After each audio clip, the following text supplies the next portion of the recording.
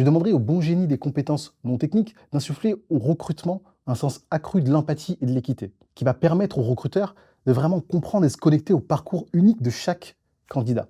Ça correspond exactement à l'image que j'ai eue, moi, en ayant une expérience internationale sur des cabinets de chasseurs de tête, que ce soit en France ou à l'étranger, où on est plus sur un modèle de quantité plus que de qualité. Et c'est là où j'ai eu l'idée, moi, de lancer Hanzen, donc une plateforme de recrutement qui est équitable et internationale, dont le but est de réduire les coûts de recrutement des entreprises, tout en récompensant de manière plus juste les candidats et les recruteurs qui prennent part au process. Voilà ce que je demanderais au bon génie. Que les recruteurs aient la capacité de voir au-delà des repères traditionnels tels que le CV, en valorisant des expériences diverses, des parcours non conventionnels, et les qualités qu'apportent les compétences non techniques, qui sont, à mon sens, primordiales.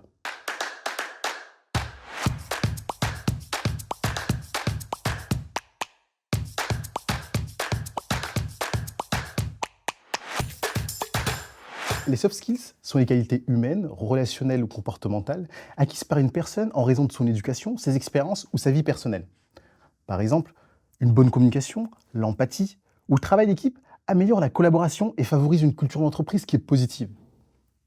Ce qui va améliorer la productivité et donner un avantage concurrentiel à l'entreprise. Par conséquent, les compétences non techniques, donc les soft skills, sont devenues essentielles dans le recrutement.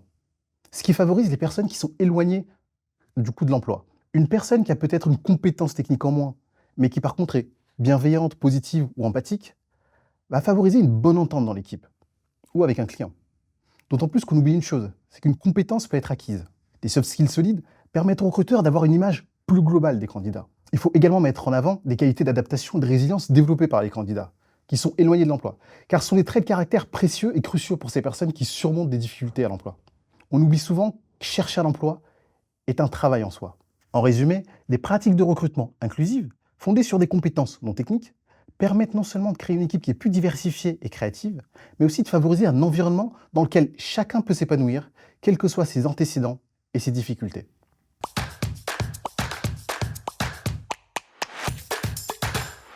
Les trous dans le CV et les parcours professionnels non linéaires peuvent potentiellement entraver la recherche d'emploi.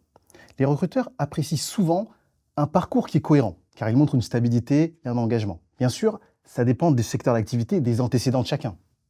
Les employeurs veulent réduire tout risque d'abandon de poste, de manque d'efficacité lors des missions, et garder une ambiance de travail qui permet aux collaborateurs d'atteindre leurs objectifs. Et un recrutement, c'est comme un rendez-vous romantique.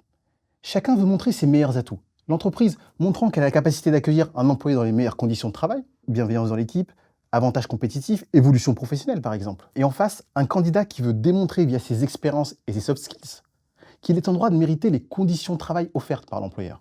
En se mettant à la place d'un employeur qui reçoit un CV avec des trous ou avec un parcours qui peut paraître décousu, c'est naturel qu'il se pose des questions comme va-t-il s'intégrer à l'entreprise?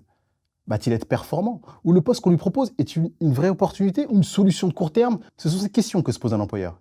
Et c'est à ça qu'un candidat doit répondre lorsqu'il envoie son CV ou lors de l'entretien. Toute notre vie, nous faisons l'acquisition de compétences de manière passive, qui peuvent servir à un métier, et pas qu'à l'école ou en formation. Tout ce que l'on vit nous apporte une expérience, menant à une compétence, et ça, il faut savoir le valoriser. D'un autre côté, un parcours professionnel linéaire peut être un désavantage dans le cas du recrutement d'un profil qui est bien spécifique, là où des expériences différentes sont appréciées. Prenez par exemple le journaliste de Brut, Rémi Buisine. Il a, si mes souvenirs sont bons, fait une formation dans l'horticulture. Mais c'est pendant le mouvement parisien Nuit debout, où les jeunes cherchaient à Place de la République à faire changer les choses, qu'il s'est illustré. Il a téléchargé l'application Periscope et il partageait en live à sa communauté tout ce qu'il se passait. Ça a été une révélation malgré sa formation. Et il s'est fait embaucher chez Brut au tout début de leur aventure, et aujourd'hui c'est une figure importante de ce média. Il n'a absolument pas un parcours linéaire pour autant.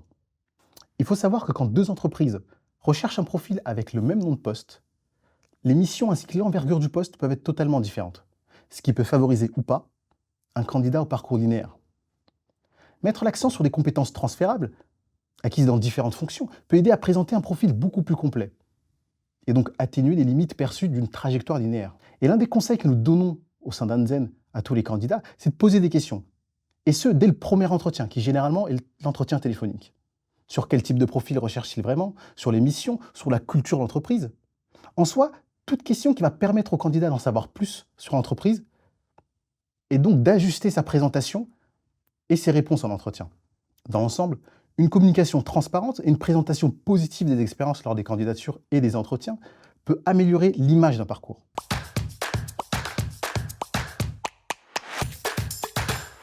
On a tous en tête un collègue avec qui il était difficile de travailler, et à l'inverse, un collègue avec qui il était agréable de travailler. Être qualifié de difficile avec qui travailler signifie généralement qu'on est une personne non coopérative ou problématique dans un contexte de professionnel ou de collaboration. Le collègue avec qui il est difficile de travailler, il est différent pour tout le monde. Chacun appréhende une situation avec ses propres codes. Certains vont trouver qu'il est difficile de travailler avec quelqu'un parce qu'il n'a pas les mêmes habitudes de travail, pas les mêmes codes, ou qu'il ne communique pas de la même façon. Parfois, c'est juste une question de tolérance de l'autre. Il ne faut pas confondre être un collègue avec qui il est agréable de travailler parce qu'on ne sait pas dire non lorsqu'on nous donne une nouvelle tâche, malgré le fait qu'elle ne soit pas prévue dans nos missions de travail. Et un collègue qui est toujours positif, à l'écoute, toujours prêt à aider, mais dans les limites du raisonnable. Il y a plein d'employés qui acceptent parfois une trop grosse charge de travail et finissent en burn-out. Parce qu'ils veulent être vus comme des personnes sérieuses en vue d'une évolution professionnelle, être vus comme une personne gentille, ou ont tout simplement peur de dire non. Le collègue avec qui il est difficile de travailler, ça peut être un collègue qui est pessimiste, qui se considère comme réaliste, un collègue passif-agressif qui considère être franc, ou celui qui sait tout sur tout et qui n'accepte pas qu'on le contredise car il a l'expérience et des connaissances. Le premier conseil que je donnerais serait de rien prendre personnellement.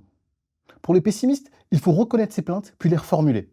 S'il se plaint de la paresse d'un autre membre de l'équipe, on peut lui dire que c'est une période chargée pour tout le monde, que très probablement on ne voit pas tout ce qu'il fait. Ne pas être condescendant ou méchant, mais lui présenter un autre point de vue. On peut lui demander d'être plus constructif. Par exemple, lui dire qu'on comprend qu'il soit frustré, mais lui demander également ce qu'on pourrait faire de mieux la prochaine fois. L'objectif est de responsabiliser ce pessimiste en lui indiquant des actions qu'il peut entreprendre afin d'être beaucoup plus productif. Une autre technique, c'est d'utiliser leur point de vue de manière positive. Si votre collègue est doué pour mettre en évidence les risques, cela peut faire partie de son poste officiel. Nous connaissons tous un avocat du diable qui est chargé de soulever les questions qui sont difficiles et de remettre en question la façon de penser d'un groupe. Des études montrent que le fait de donner au moins à une personne ce rôle dans l'équipe permet à l'ensemble de l'équipe de prendre de meilleures décisions. En ce qui concerne celui qui sait tout sur tout, par exemple, il sera important de gérer les interruptions. L'un des moyens d'éviter les interruptions consiste à demander à l'avance aux personnes concernées d'abstenir d'intervenir. En disant par exemple « Veuillez attendre que j'ai terminé avant de faire des commentaires ou poser des questions ». Si vous ne faites pas une présentation classique, mais que vous participez simplement à une discussion où des échanges sont attendus, vous pouvez les prévenir en disant que les interruptions vous déconcentrent et que vous seriez reconnaissant de vous laisser terminer votre réflexion avant d'intervenir. Si les interruptions continuent, il faut s'adresser directement à la personne, mais pas seulement d'élever la voix. Cela crée un rapport de force et votre collègue risque de parler plus fort pour tenter de vous étouffer. Au lieu de ça, dites-lui que vous voulez terminer votre intervention, puis vous aimeriez entendre ce qu'il a à vous dire. Un autre point, c'est de demander des faits précis. Une autre habitude des personnes qui pensent tout savoir sur tout, c'est de proclamer des choses dont elles n'ont aucune certitude. Comme par exemple, dans un an, plus personne n'utilisera telle fonctionnalité ou tel produit. Dans ce cas-là, il faut être respectueux, pas conflictuel. Vous pouvez vous mettre d'accord sur le fait que vous ne partez pas des mêmes hypothèses et des mêmes faits, que vous devriez prendre du recul et examiner les données avant de poursuivre. Et justement, si vous ne disposez pas de données, vous pouvez même suggérer d'en rassembler tous. Par exemple, si votre collègue insiste sur le fait que les clients vont détester une nouvelle fonction d'un produit, vous pouvez proposer une courte enquête auprès des clients. En vérité, ce n'est pas à nous de changer le comportement d'une personne. Et souvent, on ne peut pas le faire. Ce que nous pouvons changer, c'est notre approche des relations qui sont essentielles dans notre vie professionnelle. Vous remarquerez peut-être que le fait d'essayer quelque chose de nouveau, même une petite chose, peut changer la dynamique entre vous et un collègue qui vous tape sur les nerfs. En résumé, au vu du nombre de collègues avec qui il est désagréable de travailler, être un collègue agréable est devenu une qualité, une soft skills. Et c'est en formant les équipes aux soft skills que l'on peut améliorer la cohésion d'équipe.